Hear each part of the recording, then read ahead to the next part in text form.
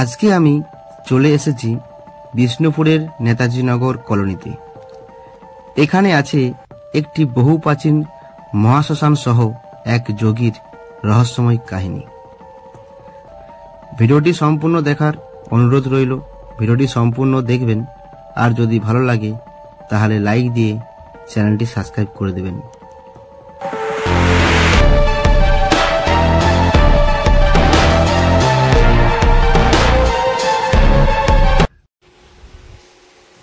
দেখতে পাচ্ছেন মায়ের ওটাই হচ্ছে মেন মন্দির। তো মন্দিরের ভিতরটা আপনাদেরকে দেখাবো, আর তার আগে একটু দেখে নিন এখানের পরিবেশটা। খুব সুন্দর পরিবেশ। এখানে সন্ধ্যের পরে প্রচুর মানুষের আড্ডা এই জায়গাতে হয়। খুবই শান্ত পরিবেশ।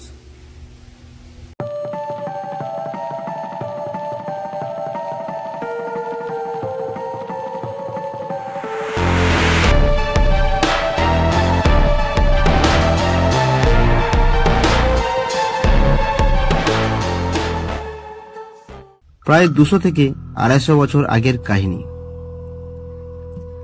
এইখানে নাকি একজন যোগী থাকতেন। তিনি মা কালীর পুজো এবং সাধনা করতেন।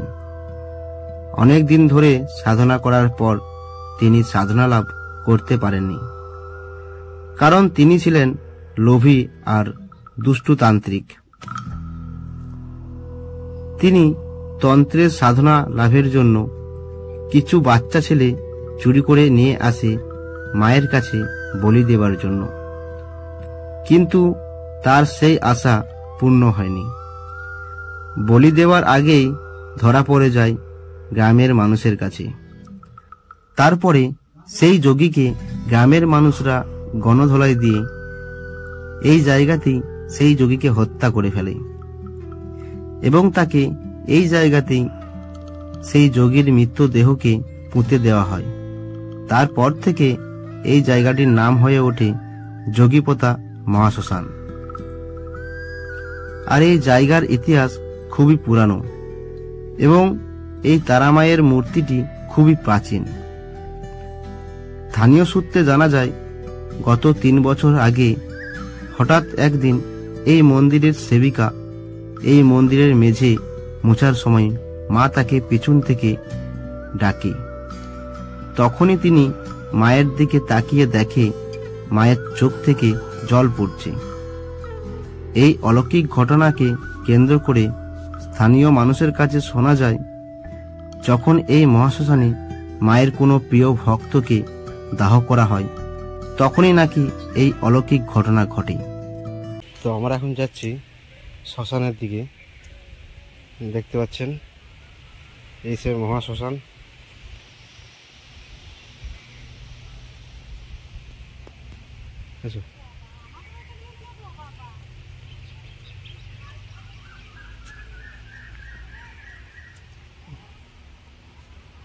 দেখতে পাচ্ছেন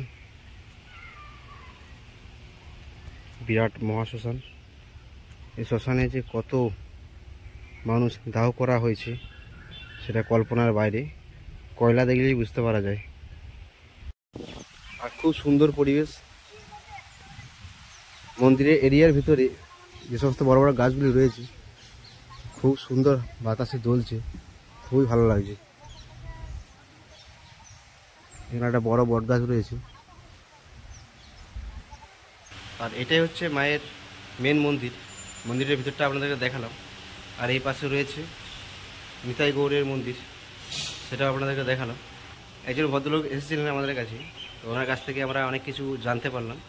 উনি ক্যামেরার সামনে আসবেন না। খুবই রহস্যময় ঘটনা এখানে ঘটেছে, যেটা বললে আপনাদেরও মনে একটা আলাদা প্রশ্ন জাগবে যে হয় কি করে।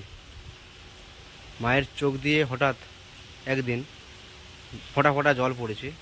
আমি এইটুকুই শুনলাম, মানে এই মায়ের মন্দিরের সামনে যে শ্মশানটি রয়েছে, সেই শ্মশানে মায়ের খুবই প্রিয় ভক্ত মারা গিয়েছিল, তাকে এখানেই দাহ করেছিলেন।